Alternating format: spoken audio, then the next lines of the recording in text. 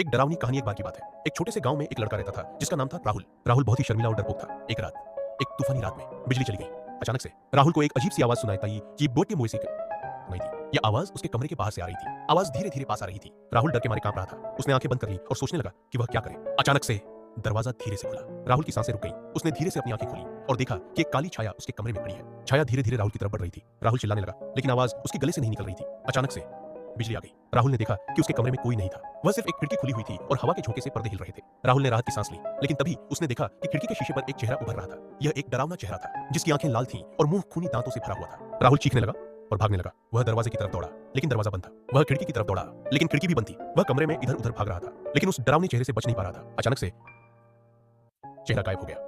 राहुल ने राहत की सांस ली और सोचने लगा कि यह सब सपना था या सच। लेकिन जब उसने अपने हाथों को देखा तो उसके हाथ कांप रहे थे और ठंडे पड़ गए थे। उसे समझ नहीं आ रहा था कि क्या हुआ था। उस रात के बाद राहुल कभी भी अकेले नहीं रहा। वह हमेशा किसी के साथ रहता था ताकि